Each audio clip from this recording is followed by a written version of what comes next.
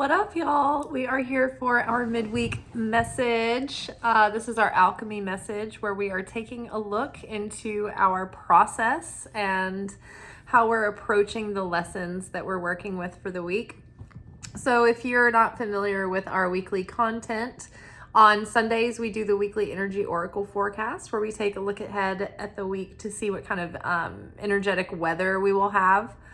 The message on Monday is our anchor message, and that gives us our soul assignments for the week, the kind of stuff that we're going to be, the spiritual lessons that we're going to be dealing with. And then when, I don't want to skip over. Tuesday's the manifestation oracle message. Wednesday is the alchemy message, where we take a deeper look into the process. And then Thursday we do our weekly love message. Friday is a reflective weekend message. Saturday is studying the Gnostic Gospels. It's a segment called Secret Teachings of Jesus. And then back to Sunday. So without further ado, from the Wild Unknown Alchemy deck, we've got Jupiter, followed by the red, white rose,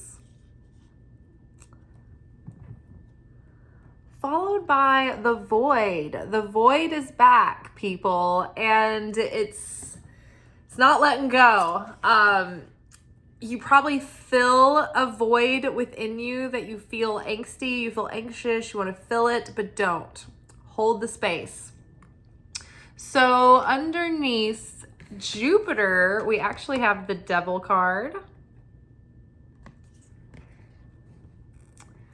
Underneath the red and white rose, we've got the Wheel of Fortune. And underneath the void, we've got Five of Swords, which was accompanied by Page of Cups. So for the middle of the week, I feel like we are both warned and encouraged.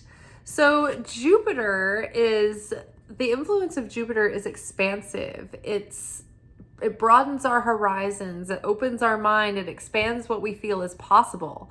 This can bring in new opportunities and expand, the things that you're working on. It can expand your understanding in something that you're studying. It can expand your focus, but either way, Jupiter expands. So I think it's very positive, considering that, like, next to it, the red and white rose come up. This is a card that talks about life force and vitality. It also talks about the physical expression of the soul. The soul's expression through the physical body. In fact, the note that I wanted to read about the white rose, the white and red rose, is this card signifies a mastery, a uniting of body to serve the soul's purpose, as seen in the likes of dancers, athletes, and during the birthing process. So, if anybody knows anybody who's preggers, maybe this week they'll be going into labor. But this also reminds me of, like, the theme that we've been hinting on lately about starting to embody the spiritual transformation that we've been going through. And then, this might have been going on for years. It might have been going on for the last few months, but it's been culminating. So this is like finally able to see through our limiting beliefs and our patterns and our habits and our habitual thought processes and emotions. And we can have this level of self-mastery where we can be more intentional. But we're starting to embody, like, the change. So that means that not only do we know better, but we're able to do better as well. So it's like we're showing up in life different, and things are starting to shift in our world, and that things are starting to expand and become excited and enlivened. And I feel like this is also speaking to the expansion of a return of our feeling of vitality. I think that a lot of us have been in a bit of a malaise over the past few weeks. This Pisces season is really taking us into the depths, and it is cleaning and doing a big overhaul and purge of all the old things that we've been carrying around in our unconscious that we don't even realize anymore. Old pain that we haven't grieved, old grudges, resentment, sadness, dreams that we haven't fully, come to terms with and reconciled, or just updating our awareness about things. The other day I realized, like, there was I think the movie Almost Famous was actually mentioned in one of the Kim Cran's decks that we were using in the book. And it was like, watch the movie Almost Famous. And I realized that used to, when I watched the movie Almost Famous, it made me sort of sad and nostalgic for a life that I'd never lived. And I almost couldn't enjoy the movie. It was so good. I couldn't get over the fact that, like, I wouldn't live that experience. And it almost made me sadder to watch it. And I started to think about that as I was reading the cards. And then I realized that I was like, wait, that was in my college age that I felt like that watching the movie, because that was the first time I saw the movie. But now, having lived a lot of life, I realized I'm like, I don't feel that way about the movie anymore, because I actually went out and lived a lot of that life. Like, I worked in entertainment. I did a lot of things. I had a lot of adventures. And so the Kate Hudson character, I felt like I had lived a lot of her experiences when I thought about it earlier. So I was like, oh wow, that was kind of a cool Pisces update that wasn't upsetting. It was like, oh, that's actually a happy thing.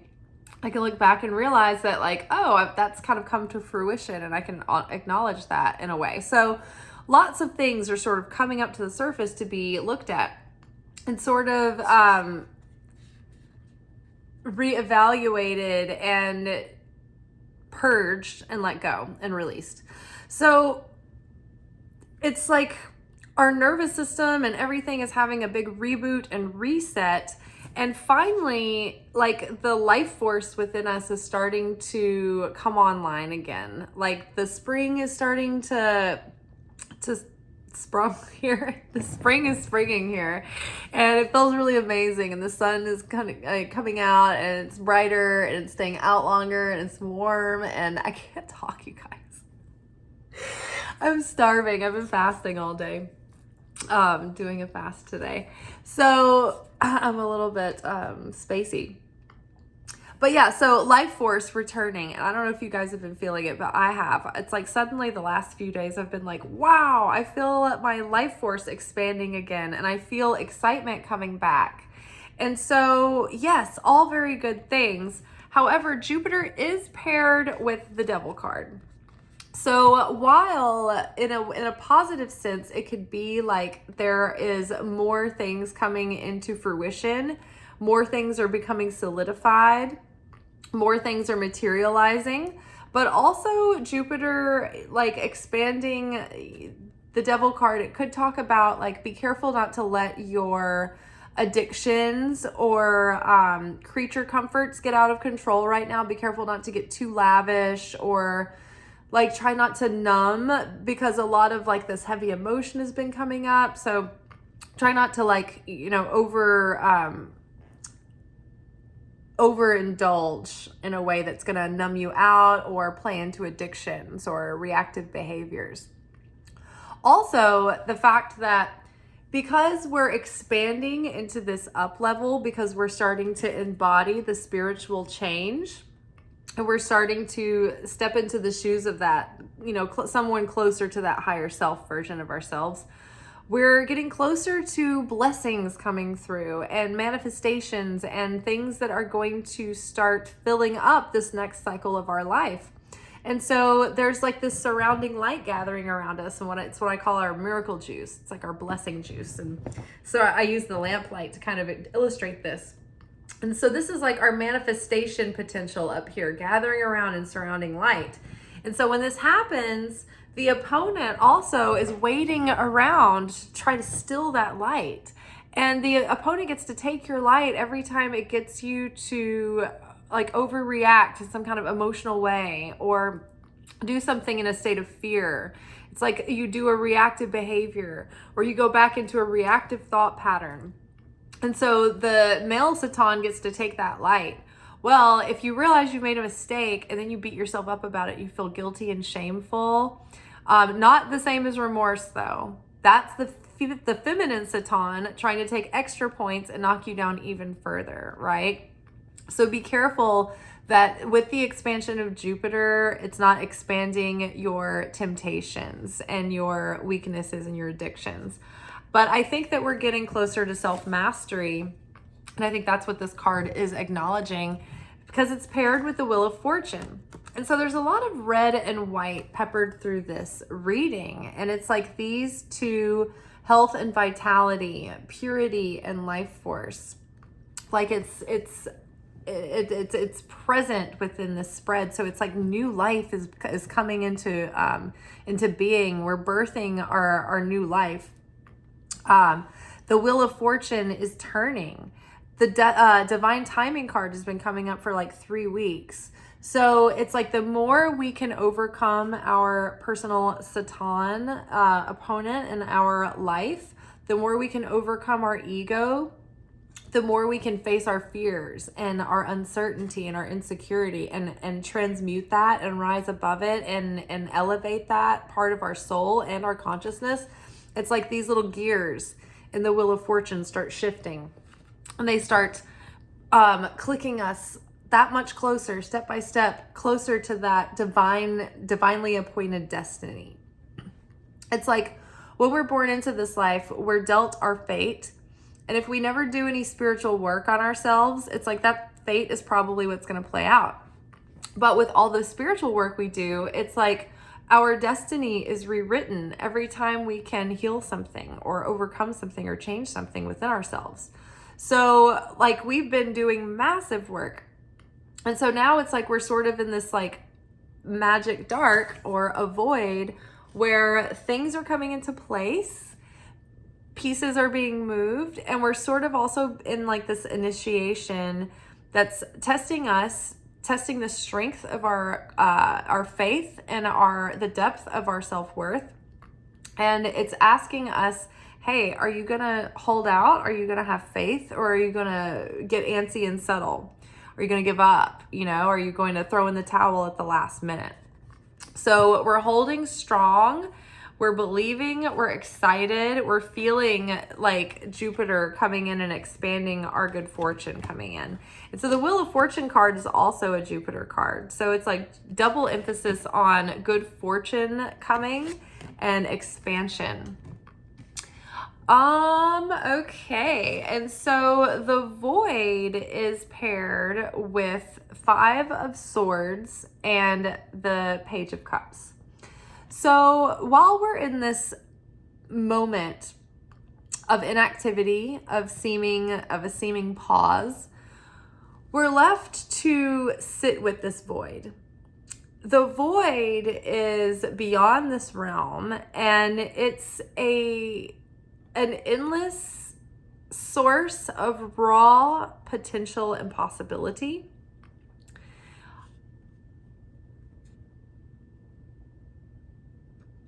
So we're in this moment of all of this raw potential and possibility.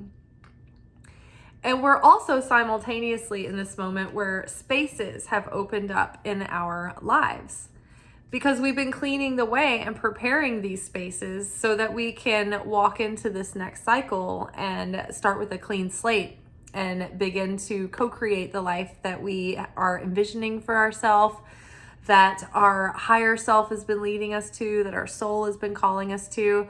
And it could just be the life that you're already in, that you already appreciate and are happy with, is going to start expanding, right?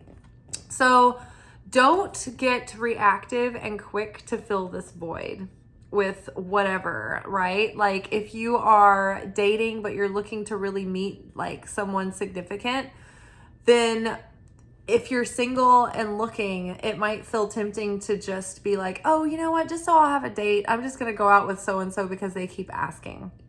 And you don't really have the feelings, and it's not really going to go anywhere. But you're like, well, I feel bad because I keep blowing them off or whatever. And it's like, no, keep the space open. Don't be quick to fill that void. Also, while we're in the pressure and the uncertainty or the seeming uncertainty of this void, of this magic dark. So in To Be Magnetic work, they talk about this moment before your manifestation comes through as the magic dark. And it's like you've been passing tests and you've been unblocking, your subconscious. You've been expanding what you think is possible and what you believe is to be, possible for yourself and what you feel like you're worth. But then there comes this moment where everything just comes to a standstill and it's like crickets. And you're like, is there anything going to happen ever again to me? Like nothing, I'm not being tested. I'm not being expanded. I'm just sitting here. There's nothing happening. And it feels like there's no options. Your options are drying up. And so that is the magic dark. It's very similar to the void. And it's a test to see if we are going to give up, if we're going to throw in the towel, if we're going to settle for less than what we deserve.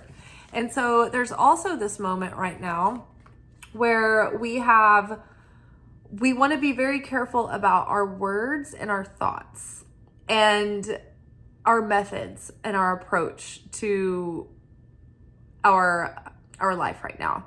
So the Five of Swords is about conflict, and it's about harsh competition and winning at all costs, like winning an argument at all costs with no care about how it makes someone else feel, or no feeling of no empathy, or being quick or sharp or fast or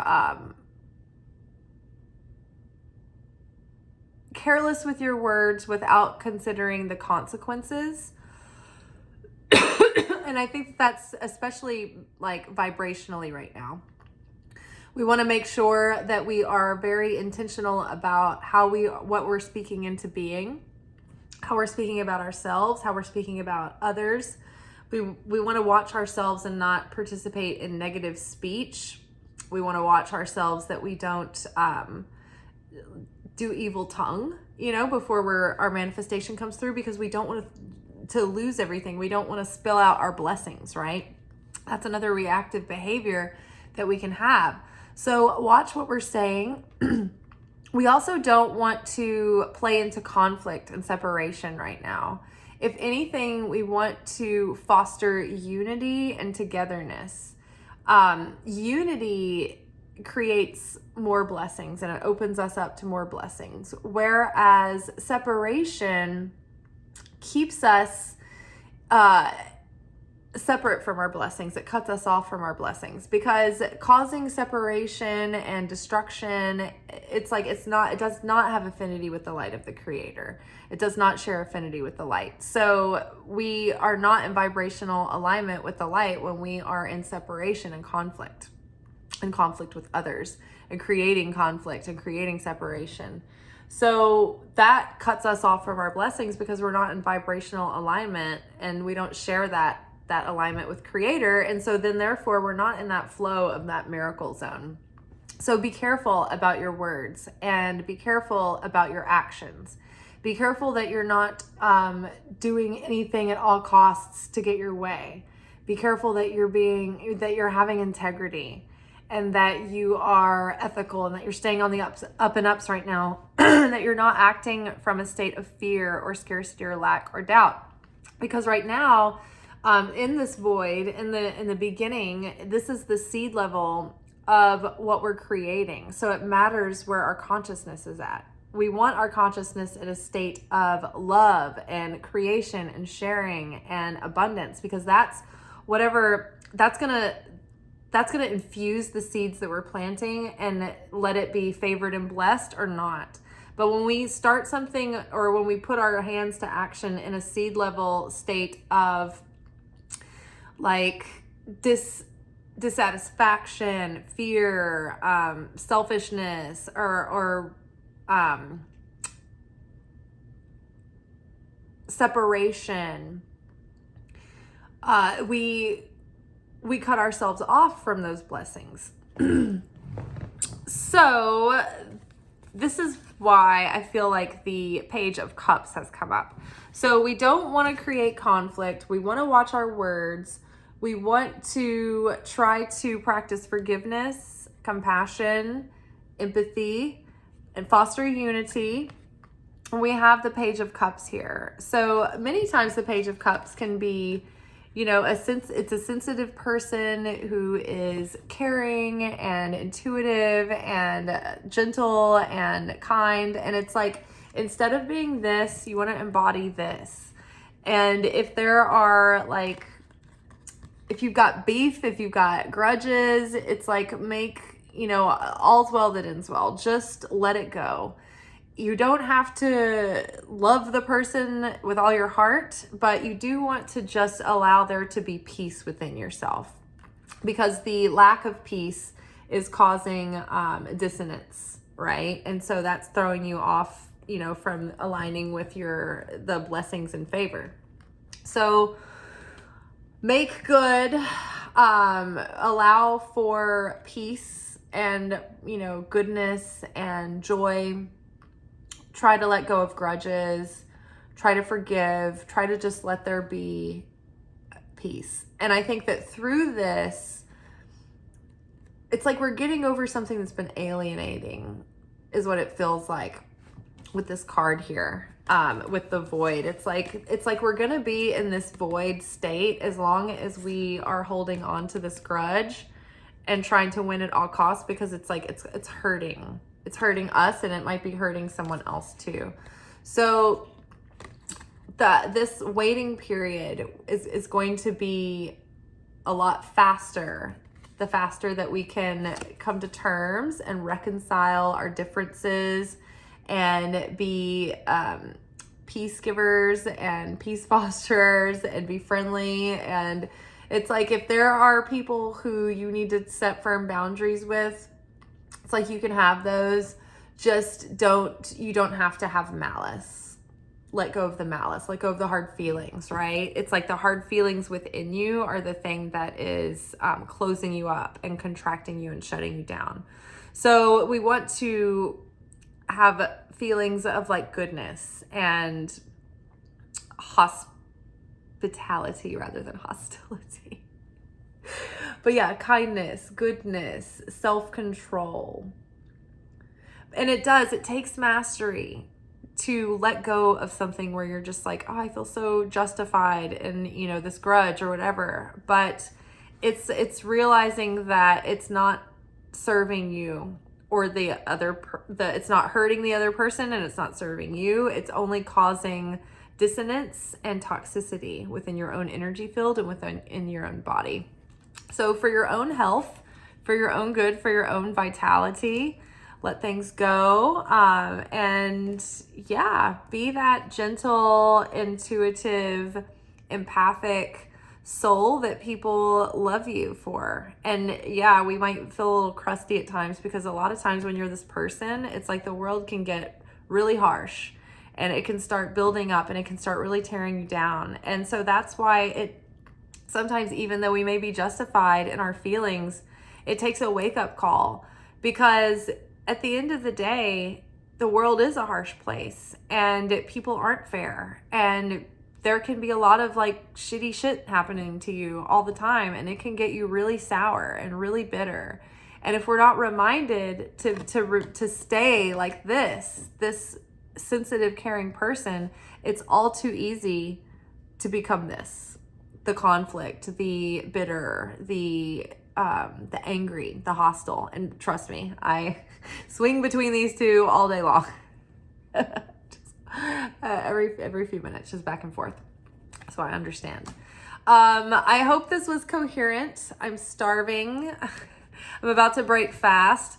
There's like this fast that you can do where you don't eat during you can only do this like one day a week, once a week, because your body gets used to it. But if you fast all day, you can have black coffee, black tea, or water. Like black tea is in no sweetener in the tea. You can't have anything to eat. And for your dinner, you get like a steak that's about 8 ounces, uncooked, very lean, no fat. And then you cook that to medium well to well done with like salt and pepper, and then like maybe like olive oil in the skillet. And then you eat that with a green apple, Granny Smith apple, and you're supposed to lose 2 to 3 pounds overnight. But it's a really good, I don't know, I just like every now and then I like to do that to kind of give my like system a rest and a cleanse. And I think if you use fasting the right way, it can be really good for you. All right, you guys, I hope that you have a good rest of your day tomorrow. I will see you on the next video for our weekly love reading for Thursday. All right, y'all. Ciao.